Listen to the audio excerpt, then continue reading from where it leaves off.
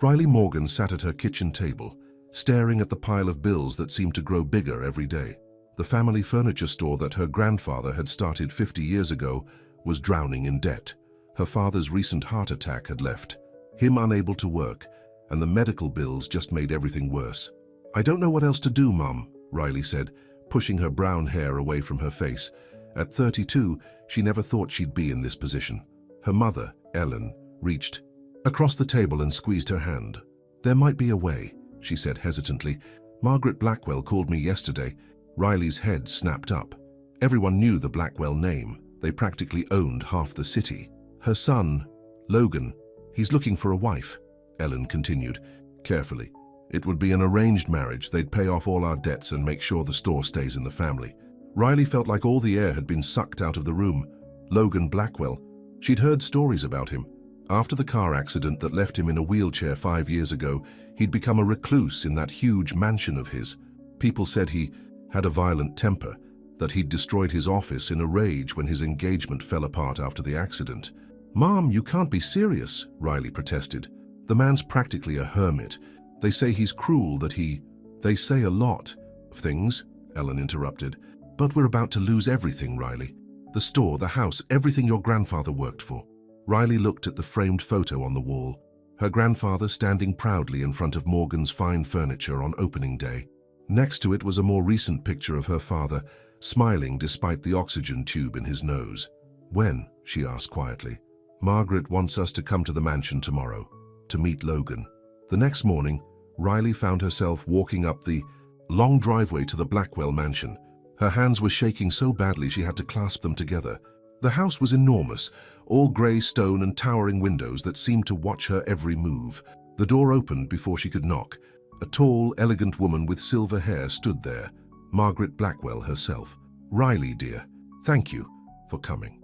Her smile didn't quite reach her eyes. "Logan is in his study." Riley followed Margaret through halls lined with expensive artwork. Her sensible shoes squeaked against the marble floors, making her feel even more out of place. The study door was already open.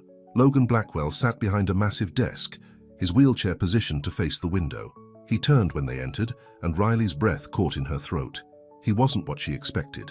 Yes, his face was stern, with sharp features and dark eyes that seemed to look right through her.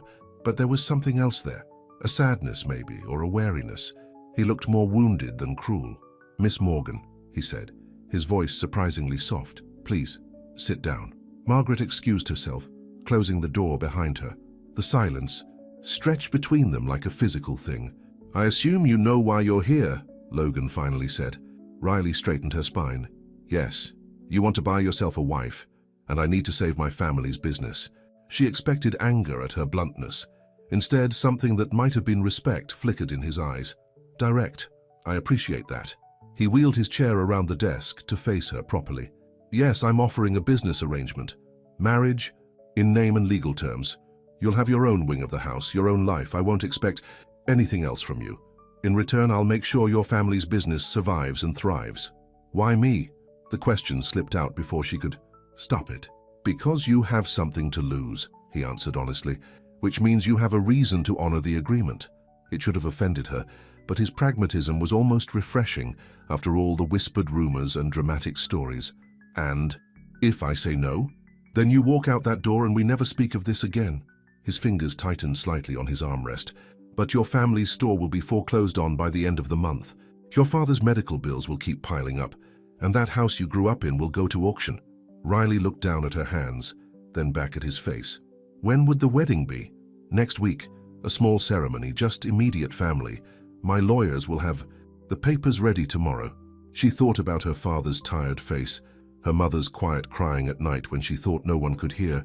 She thought about the employees at the store. Many of them had worked there since she was a child. They were family too. "I'll do it," she said quietly. "But I have conditions of my own." Logan raised an eyebrow, waiting. "I want to keep working at the store, and I want everything in writing. What you'll do for my family, what you expect from me. No surprises." A ghost of a smile touched his lips. "As I said, direct. I agree to your terms." He held out his hand. Riley took it, noticing how warm his grip was, how gentle despite his reputation for violence and rage. "Welcome to the family, Miss Morgan," he said softly. As Riley walked back down that long driveway, her future sealed with a handshake, she couldn't shake the feeling that there was more to Logan Blackwell than the rumors suggested. She just didn't know if that was a good thing or not. Her mother was waiting in the car, hands gripping the steering wheel too tightly. "Well," Riley slid into the passenger seat, suddenly exhausted. "I'm getting married next week." As they drove home in silence, Riley watched the Blackwell mansion disappear in the side mirror.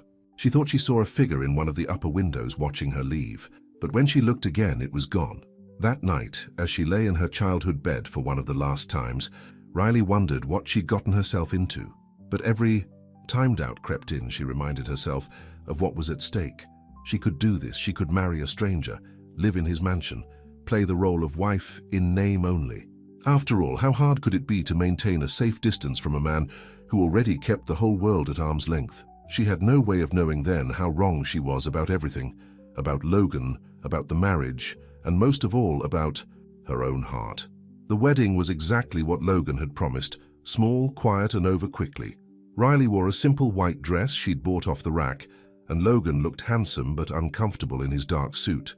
His mother Margaret watched the ceremony with sharp eyes, as if looking for any sign that Riley might back out, but Riley kept her word, just as Logan kept his. The morning of the wedding, her father called in tears. All the debts had been paid, including his medical bills.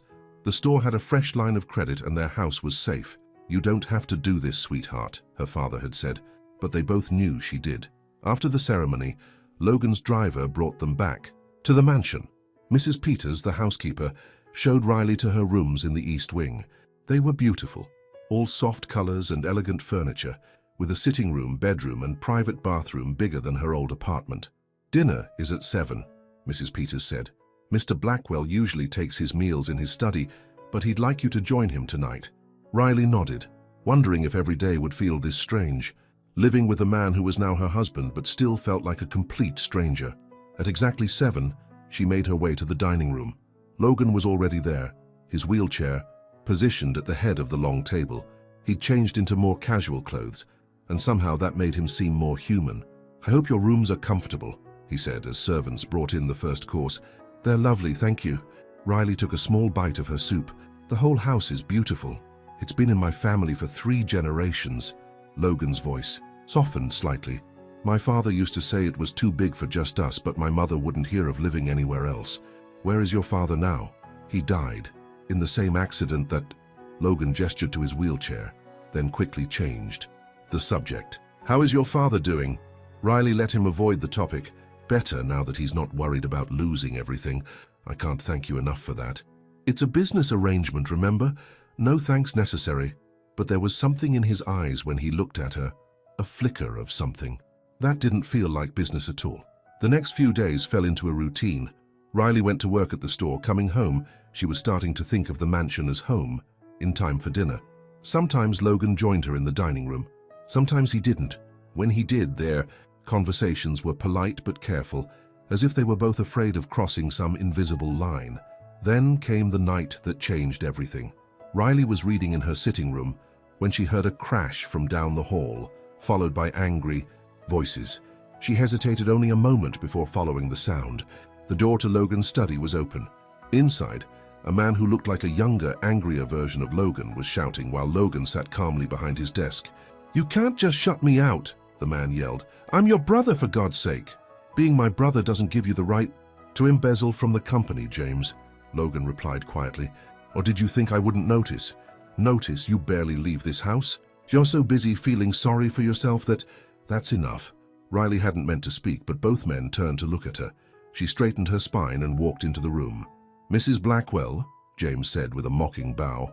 "Come to defend your husband? Tell me, how much did he pay for that privilege?" Logan's hands tightened on his armrests, but before he could speak, Riley stepped forward. "I don't know you," she said calmly, "but I do know that coming into someone's home and screaming at them is no way to solve problems. If you have business concerns, make an appointment. Otherwise, I think you should leave." James looked like he might argue, but something in Riley's steady gaze made him think better of it. He stormed out, slamming the door behind him. The silence that followed was heavy. Riley turned to leave, but Logan's voice stopped her. "You didn't have to do that." "I know. She turned back to face him. But I wanted to. Their eyes met, and for a moment, all the careful walls they'd built seemed to waver. Would you? Logan cleared his throat. Would you like to stay, have a drink? I could use the company. Riley smiled. I'd like that. She sat in one of the leather chairs while Logan poured them both a glass of whiskey. For the first time, they talked. Really talked.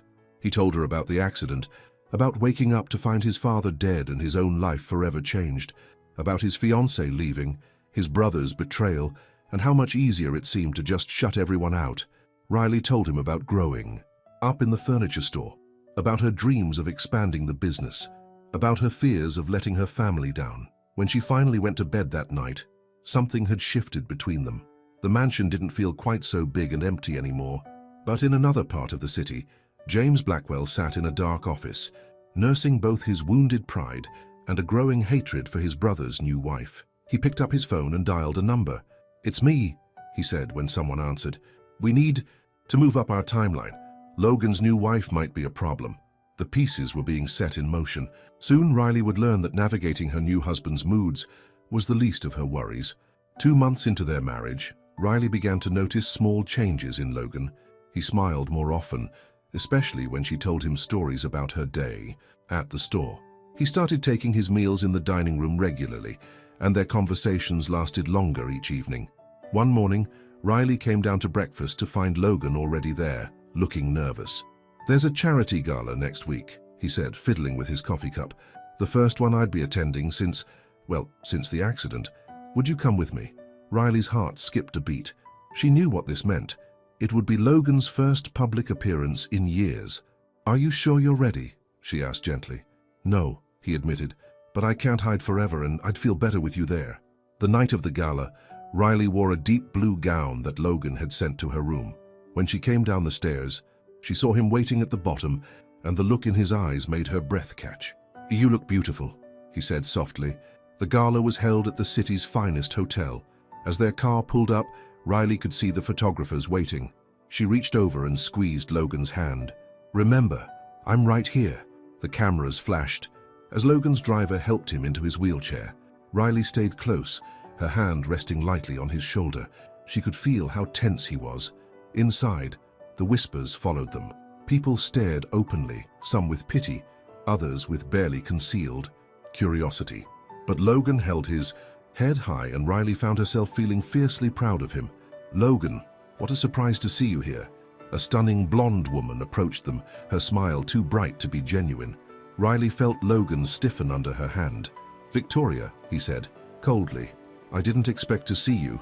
Riley realized with a start who this must be. Logan's ex-fiancée, the one who'd left him after the accident. "Oh, you must be the new Mrs. Blackwell," Victoria said, turning to Riley. "I've heard so much about your arrangement." Before Riley could respond, another voice cut in. "Victoria, darling, there you are." James Blackwell appeared, sliding an arm around Victoria's waist. "Hello, brother, Riley." The pieces clicked into place in Riley's mind.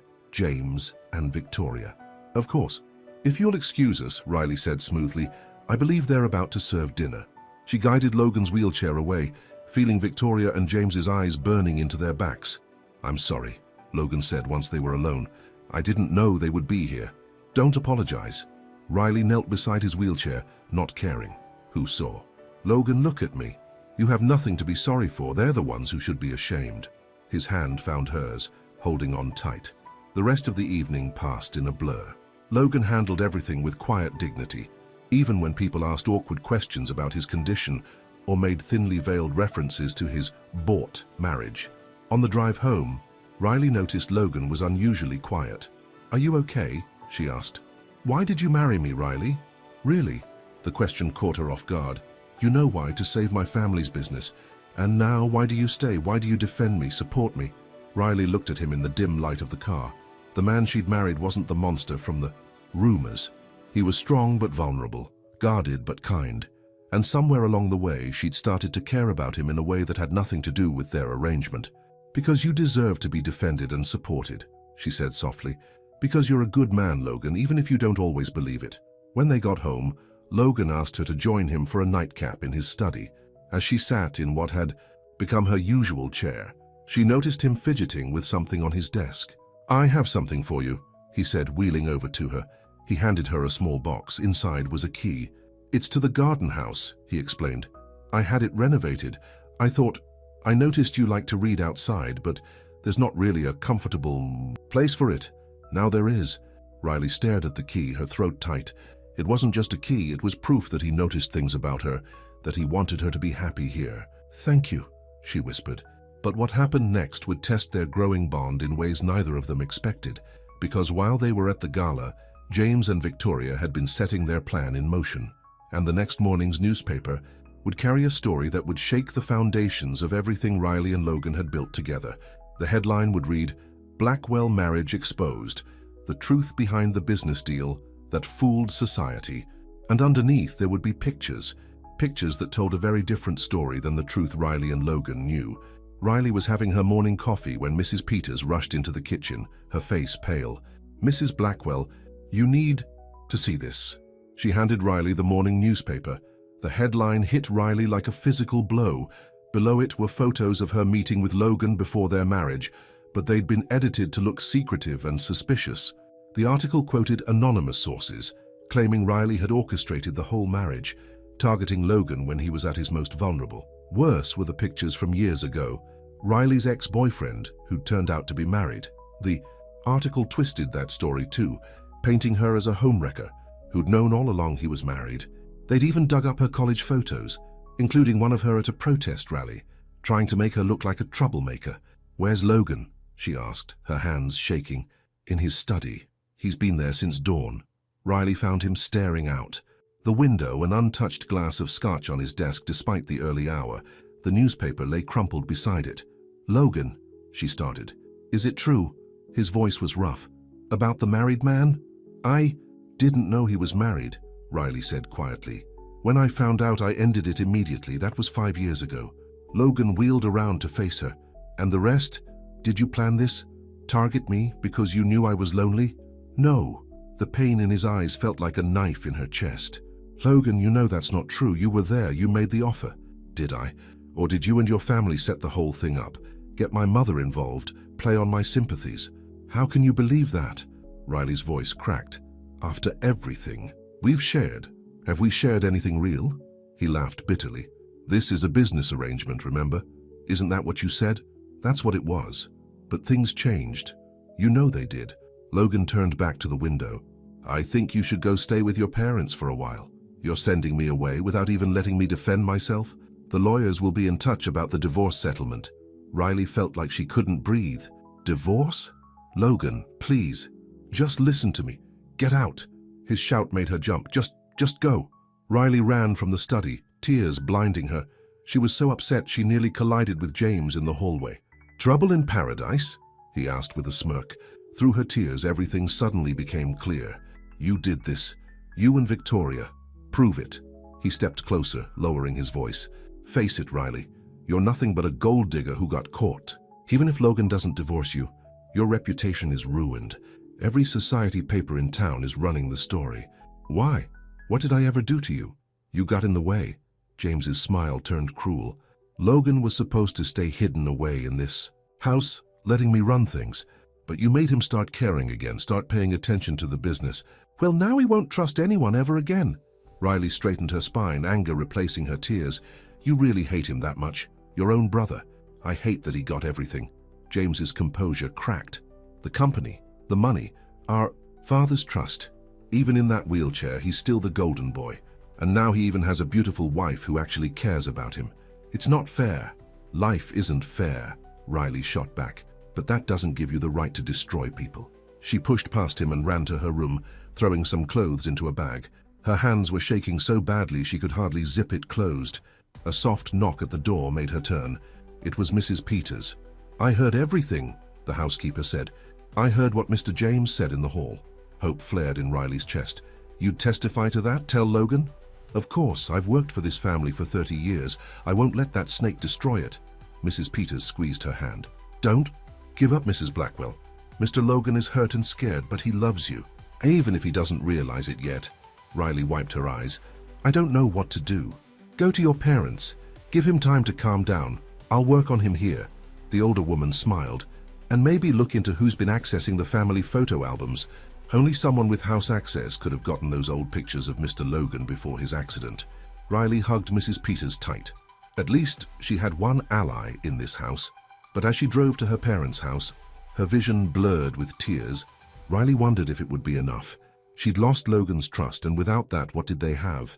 She didn't know that at that very moment, Logan was sitting in his study, holding the key to the garden house he'd given her, remembering the look in her eyes when she'd received it. For the first time since the accident, doubt began to creep into his angry certainty, and in his office across town, James was about to discover that he'd underestimated both his brother's wife and the loyalty of the household staff.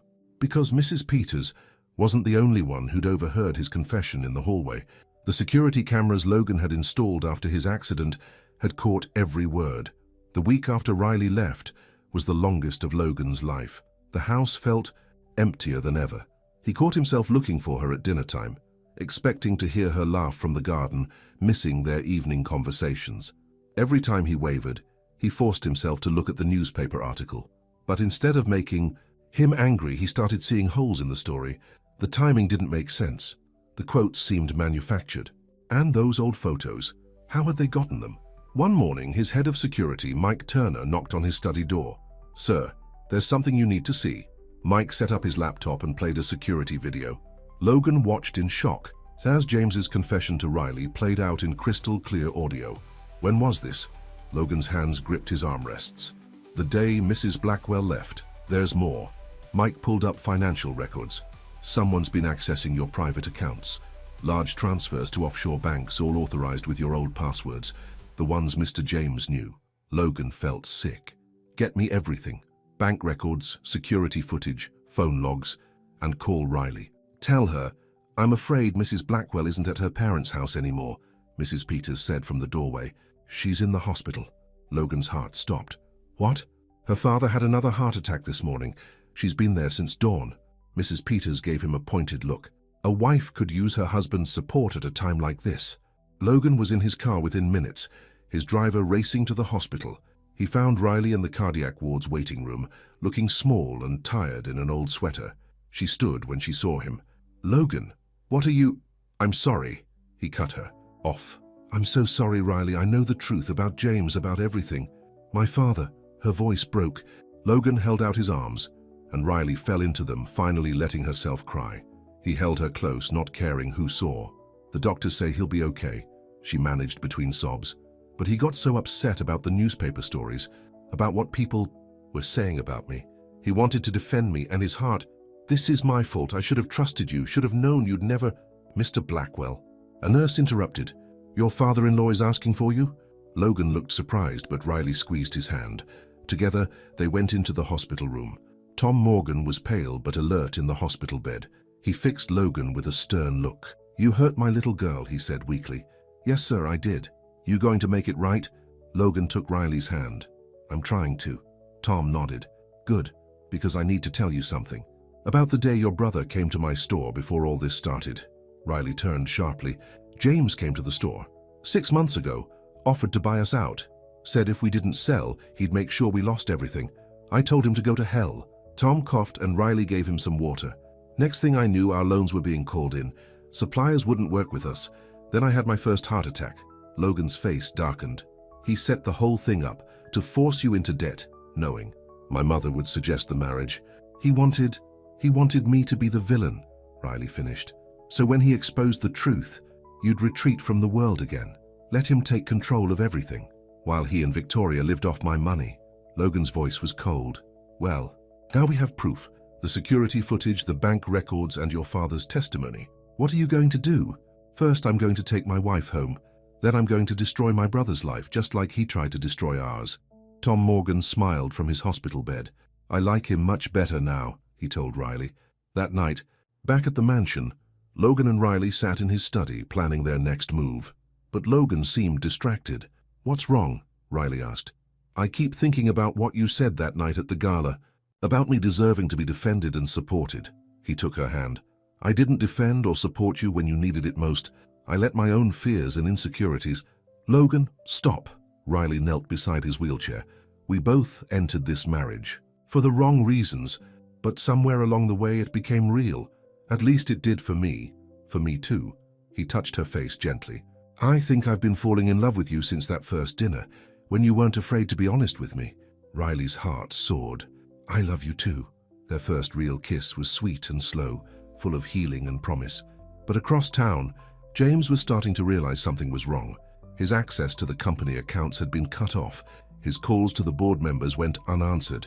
And Victoria, she was already packing her bags, ready to abandon him just like she'd abandoned Logan years ago. The next morning would bring a storm of revelations that would rock the Blackwell family to its core. But this time, Logan and Riley would face it together. And in the garden house Logan had renovated for her, the key now worn smooth from Riley carrying it everywhere, a new chapter of their story was about to begin. The next morning, James Blackwell stormed into the mansion without knocking. He found Logan and Riley in the study, calmly waiting for him. What did you do? James demanded. All my accounts are frozen. Sit down, James. Logan's voice was ice cold. We need to talk about what you did to Riley's family. James laughed nervously. I don't know what you're talking about. Really? Riley pressed a button on Logan's laptop, and James's voice filled the room. Logan was supposed to stay hidden away in this house, letting me run things. The color drained from James's face. That's just the beginning, Logan said. We have the bank records showing how you tried to destroy the Morgan family business, the offshore accounts where you've been hiding my money, even the payment to the newspaper reporter who wrote that hit piece about Riley. So you can't prove anything. Actually, he can. Margaret Blackwell stepped into the study, her face tight with anger. I've spent the morning with the family lawyers. You've been very sloppy with your paperwork, James. James spun to face his mother. Mom, you don't understand. I understand perfectly. Margaret's voice shook. You tried to destroy your own brother. Used me to do it, knowing I'd suggest the marriage to help the Morgans. And all because you were jealous? Jealous, James shouted. He got everything. The company, Dad's trust, your attention. Even after the accident, it was all about Logan. I got the company because I earned it, Logan said quietly. Because I worked while you partied. Dad's trust came with responsibilities you never wanted. And after the accident, his hand found Riley's. I shut everyone out. The only person obsessed with me was you. What are you going to do? James's swagger was gone. Turn me over to the police? That depends on you, Logan wheeled forward. Sign over your shares in the company. Resign from the board. Leave town and never contact us again. Do that, and we'll handle this privately. And if I don't, then I'll watch you go to prison for fraud and embezzlement. Logan's eyes were hard. Your choice. James looked around the room, searching for an ally. Finding none, he slumped in defeat. Victoria left me, he said quietly, as soon as the money stopped. Just like she left Logan after his accident, Riley observed. Maybe you two deserved each other. An hour later, James was gone. He signed everything Logan put in front of him, his hands shaking. As security escorted him out, he looked old and beaten. I should have stopped this years ago, Margaret said, watching from the window as James's car disappeared down the driveway. I knew he was troubled, but I never thought, it's not your fault, Mother. Logan reached for her hand. We all missed the signs. Margaret turned to Riley. I owe you an apology too, dear. I suggested this marriage for all the wrong reasons. But I've never seen my son happier than he's been with you. Riley smiled. Even though it started as an arrangement, it gave us a chance to find something real. After Margaret left, Riley found Logan in the garden house. He was looking at the bookshelves he'd had installed for her, running his fingers over the spines. I had them brought in while you were gone, he said. All your favorites. Mrs. Peters helped me make the list. Riley's heart melted. Even when he'd believed the worst about her, he'd still been thinking of her comfort. Logan, about the marriage? She took a deep breath. I know we said we love each other, but maybe we should start fresh. Date properly, get to know each other without all the pressure. He turned to face her. Is that what you want? I want us to be real, not an arrangement, not a business deal, just us. Logan pulled her into his lap, and she went willingly. Then let me take you to dinner tonight on a real date. I'd like that. Riley leaned down to kiss him. But first, there's something else we need to do. What's that? Call the newspaper.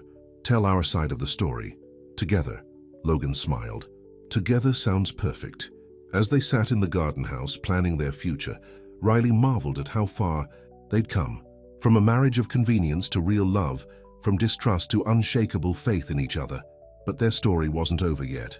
Because that evening, as they prepared for their first real date, a visitor would arrive at the mansion. Someone from Logan's past who would test their newfound happiness in ways they never expected. Riley was upstairs getting ready for their date when Mrs. Peters knocked on her door. "Mrs. Blackwell, there's a woman downstairs asking to see Mr. Logan. She says she's his wife." Riley's heart stopped. "What?" In the foyer stood a slim redhead in expensive clothes.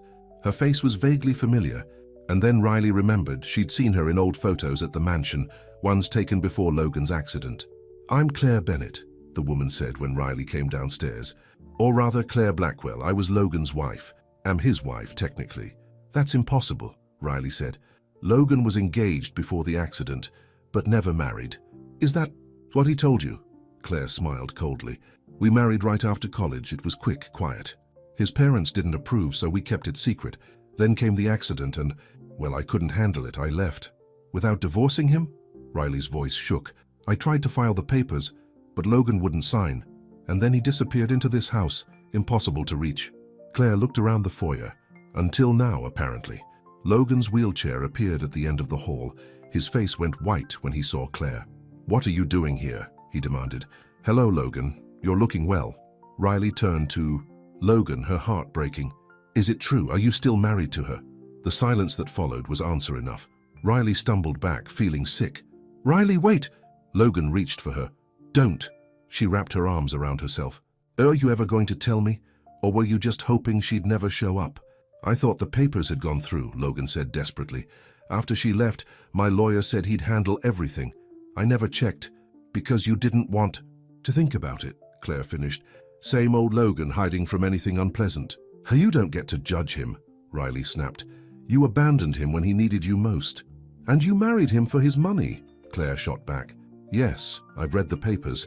At least I was honest about not being able to handle his condition." "That's enough." Logan's voice cracked like a whip. "Claire, why are you really here?" Claire's perfect composure slipped. "I'm getting married again, for real this time. But I need our marriage officially ended first. My fiancé's family is very traditional." Riley laughed bitterly. "So you only came back because you needed something?" "I came back to make things right," Claire insisted. "To finally end things properly. You came back because it suited you," Logan said quietly. "Just like you left because it suited you. Well, congratulations on your engagement. My lawyers will contact yours tomorrow. Now get out of my house." But as security showed Claire out, the damage was done. Riley stood in the foyer, arms wrapped around herself, fighting tears. "Riley, please." Logan wheeled toward her. "Let me explain." "Explain what?" "That our marriage isn't legal? That everything we've been through, everything we've shared, has been a lie?" "No, the only lie was not telling you about Claire. I truly thought it was over. Just like you truly thought James was trustworthy? Like you truly thought I was only after your money?" Riley's voice broke. I can't do this right now." She ran upstairs, locking herself in her room.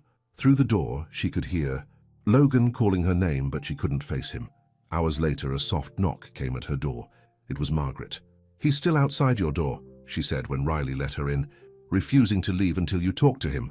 "Did you know?" Riley asked. "About Claire?" "Not at first. I found out after she left him." Margaret sat on the edge of Riley's bed. "Logan was different after the accident. Withdrawn, angry. When Claire walked out, he retreated completely. The marriage was just one more thing he didn't want to deal with. And now? Now he's finally living again. Because of you." Margaret took Riley's hand. "Don't let Claire destroy what you and Logan have built. She didn't deserve him then, and she certainly doesn't deserve to ruin his happiness now." Riley wiped her eyes. "I love him so much, but I'm tired of secrets, of always wondering what else I don't know." "Then tell him that. Make him understand." When Riley finally opened her door, Logan was still there, his wheelchair positioned right outside. "I thought you'd left," she said softly. "Never again." He held out his hand. "Come to my study, please? There's something I need to show you." In the study, Logan pulled out an old box. Inside were papers, photos, letters, his life with Claire. "No more secrets," he said, pushing the box toward Riley. "Ask me anything, I'll tell you everything." Riley picked up a photo of young Logan and Claire. They looked happy, but something was missing in their smiles. Not like the candid photos Mrs. Peters had taken of Riley and Logan, where their love shone through every frame. "Did you love her?" Riley asked. "I thought I did, but now I know that wasn't real love." Logan took her hand. "Real love is what I feel for you, what we have, the trust, the understanding, the way you see me as a man, not just a wheelchair, the way you see me as a person, not just a business arrangement." "Exactly." He squeezed her hand. "I'll spend the rest of my life making up for not telling you about Claire. Just please don't let her take you away from me." Riley looked at the box of memories, then back at Logan. "I want us to go to therapy," she said finally. "Together, to work through all of this. Anything you want. And no more secrets. Ever. I promise." As Riley leaned down to kiss him, they both knew this wasn't the end of their challenges. Claire would be back with her lawyers. There would be paperwork, legal battles, maybe even more scandal. But this time, they would face it all together. What they didn't know was that Claire's appearance wasn't as spontaneous as it seemed, because in his exile, James Blackwell had made one last move against his brother and Claire's fiancé. He had his own connection to the Blackwell family, one that would soon throw everyone's lives into chaos once again. The morning after Claire's visit, Riley was having breakfast with Logan when Mike Turner, the head of security, burst into the dining room. "Sir, you need to see this." He handed Logan a tablet. "We did background checks on Claire's fiancé like you asked." Logan's face darkened as he read. "Are you sure about this?" "What is it?" Riley asked. "Claire's fiancé is Robert Davis, Michael Davis's son." Riley gasped. Michael Davis was Logan's biggest business rival, the man James had been secretly meeting with before the scandal broke. "It's not a coincidence," Logan said grimly. "Claire showing up now right after we dealt with James." "You think they're working together?" Riley moved her chair closer to Logan's wheelchair. "I think my brother's more dangerous than we realized." Just then, Mrs. Peters appeared. "Mr. Blackwell, Mr. Davis is here to see you, both Mr. Davises." Michael and Robert Davis walked into the dining room like they owned it. Michael was in his 60s, sharp-eyed and elegant. Robert looked like a younger version of his father with the same calculating smile. "Logan," Michael said smoothly. "It's been too long." "Not long enough." Logan's hand found Riley's under the table. "What do you want?" "Just to talk business." Michael sat down uninvited. "You see, your brother James came to me with an interesting proposition about merging our companies. James has no authority. No, but he had access to your private files, files that showed some questionable business practices." Michael's smile turned cold. "And now my son is engaged to your wife, your real wife, not this replacement." He nodded dismissively at Riley. Logan's grip on Riley's hand tightened. "If you're trying to blackmail me..." "Blackmail? No, no." Michael spread his hands innocently. "I'm offering you a choice. Merge our companies with me as CEO, or those files go public. Oh, and Claire gets half of everything in the divorce. Your choice." Riley stood up so fast, her chair fell over. "You really think you can come into our home and threaten us?" Robert laughed. "Claire told me you had spirit, but you're out of your league, sweetheart. This is business." "No," Logan said quietly. "This is personal, just like it was 25 years ago, wasn't it, Michael?" Michael's smile faltered. "Riley, do you know why Michael Davis hates me so much?" Logan continued. "Because my father chose to mentor me instead of him. They were business partners once, but my father saw what Michael really was, a man who'd destroy anyone to get what he wanted."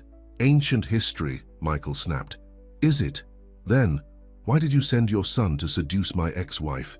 Why work with my brother to try to destroy me?" "Because you're weak." Michael stood up, his composure cracking. "Hiding in this mansion, letting your company run itself. You don't deserve your father's legacy. That's where you're wrong."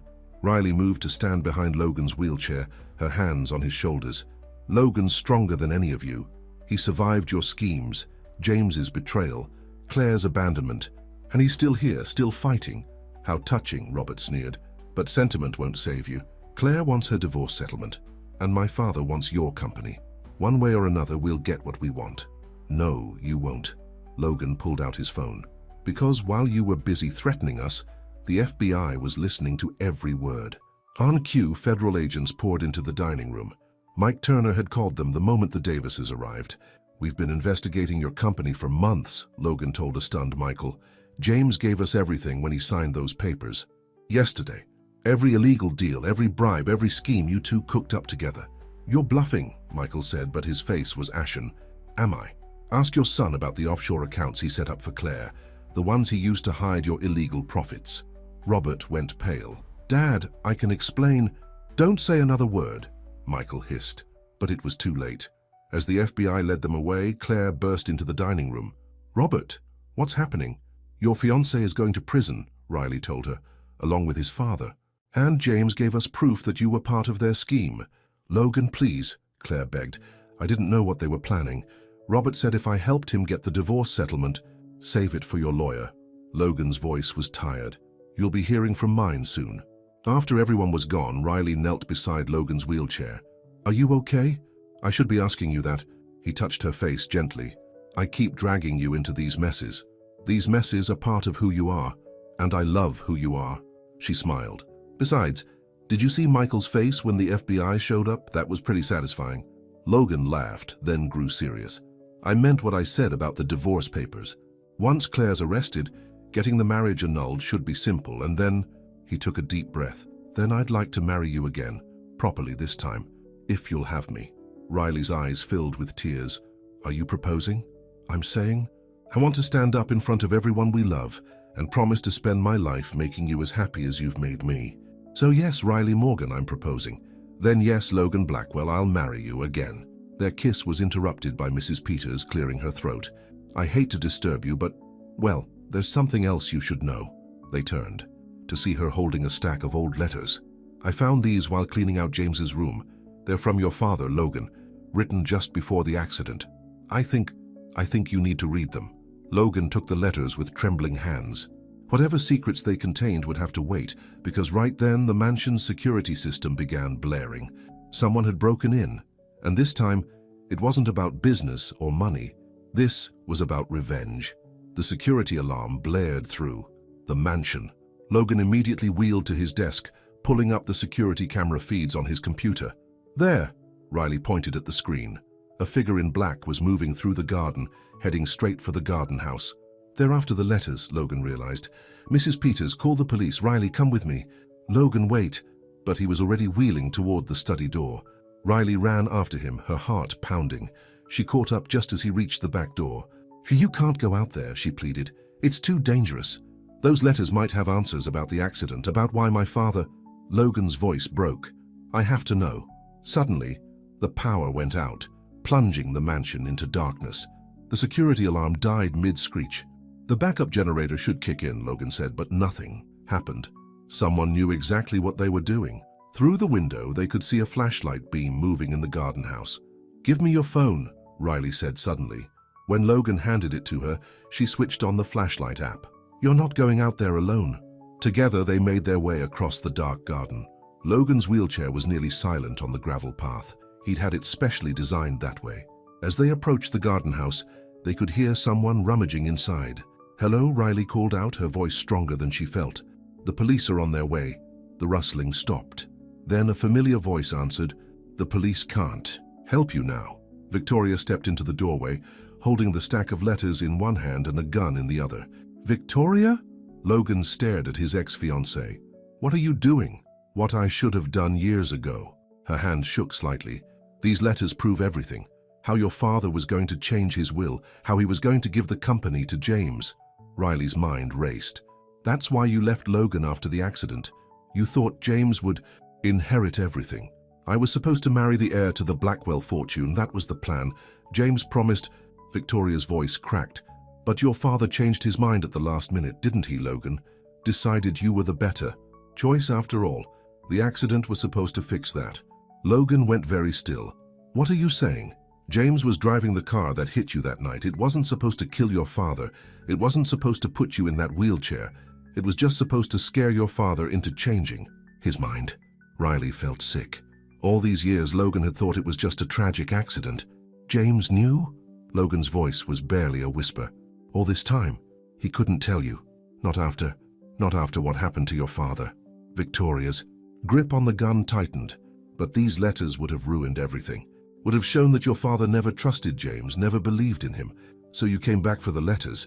Riley took a step forward. "To protect James? To protect myself? Do you know what the police would do if they knew I was part of the plan?" Victoria's composure cracked. "I can't go to prison. I won't."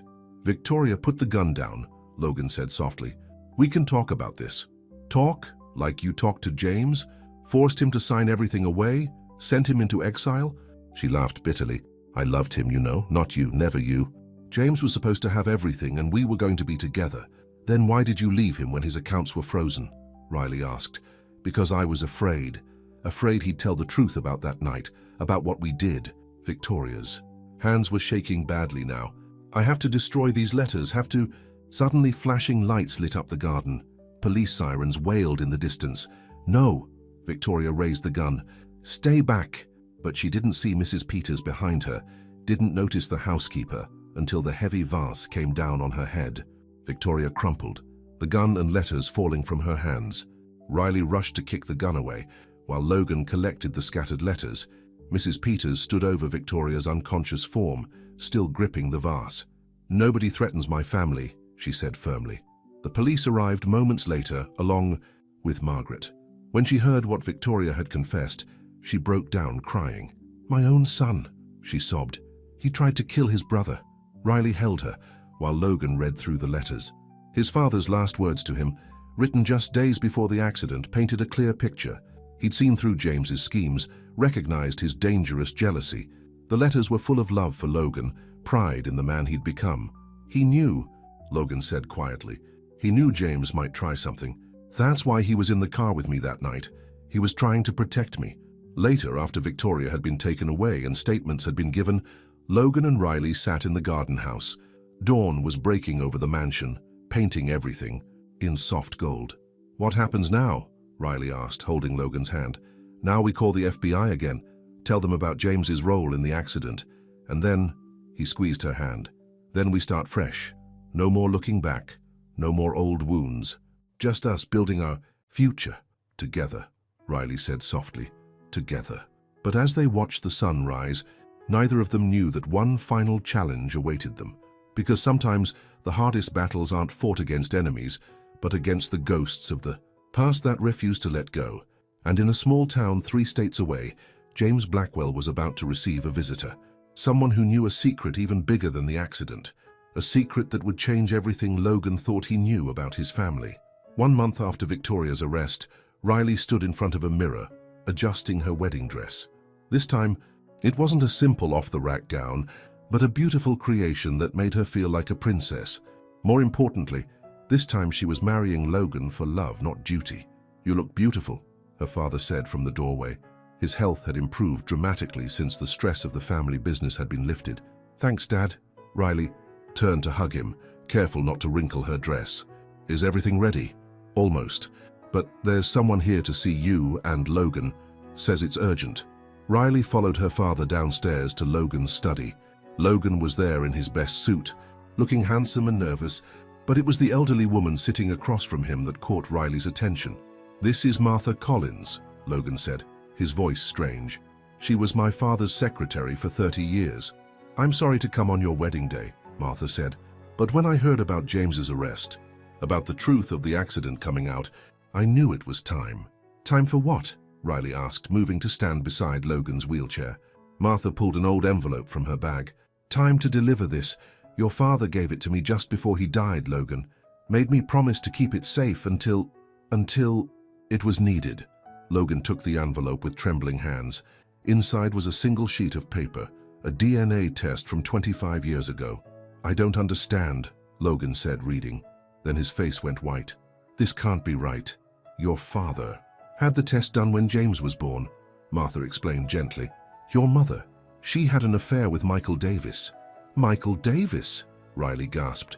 James's real father is the man who spent years trying to destroy the Blackwell family, Logan finished. Does James know? No one knows except me. Your father didn't even tell your mother. He raised James as his own, loved him like a son, but he knew something was wrong. James had too much of Michael's ambition, his ruthlessness. That's why Michael helped James try to take over the company, Riley realized. He was helping his own son even if he didn't know it. Logan was staring at the test results. All these years, the rivalry between our families, it was because Michael knew my father had chosen me over his own blood son. Your father chose you because you had his heart, Martha said firmly. his compassion, his integrity. Biology didn't matter to him. Does Mother need to know? Logan asked quietly. That's up to you. Martha stood slowly. I've kept this secret for 25 years. Now it's yours to keep or share. After she left, Riley knelt beside Logan's wheelchair. What do you want to do? Logan was quiet for a long moment. James is in prison. Michael too. Telling them now would only cause more pain. He looked at Riley. Sometimes the kindest truth is silence. And your mother? Let her remember my father the way she needs to. Logan took Riley's hand. Today isn't about the past, it's about our future. An hour later, they stood together in the mansion's garden. The same garden where they'd faced down Victoria, where Logan had first started to open his heart to Riley. Now it was transformed with flowers and lights, filled with the people they loved. Logan had insisted on standing for the ceremony, using the new braces his doctors had helped him get. With Riley's support, he rose from his wheelchair, tall and proud. When I first asked Riley to marry me, Logan said in his vows, it was a business arrangement. But she taught me that real love isn't about arrangements or obligations. It's about choice. Every day she chooses to see past my walls, past my wheelchair, past everything I use to keep the world away. And every day, I choose her. Riley wiped away tears. Logan, you thought you were saving my family's business, but you saved me too. You showed me that strength isn't about never falling. It's about getting back up, about facing the world even when it scares you. I choose you every day, forever. As they kissed, Riley felt Logan's arms tighten around her. They'd faced betrayal, lies, violence, and secrets. But here they were, stronger for every challenge they'd overcome. At the reception, Margaret gave a touching speech about second chances and real love. Mrs. Peters danced with Riley's father, both of them laughing like teenagers. Even Mike Turner cracked a smile. Later, as they swayed slowly to their first dance, Logan whispered in Riley's ear. Happy? Perfect, she whispered back. Though I do have one more surprise for you. Oh? Riley placed his hand on her stomach. We're going to need to add a nursery to those renovation plans. Logan's eyes filled with tears of joy. After everything they'd been through, life was giving them a new beginning. In the end, their story wasn't about arranged marriages or family secrets. It wasn't about wheelchairs or business deals or revenge. It was about two people who found each other when they needed it most, who chose love over fear, truth over comfort, forgiveness over bitterness. And as they danced under the stars, surrounded by the people they loved, Riley and Logan knew that whatever challenges tomorrow might bring, they would face them the way they faced everything else, together. The end.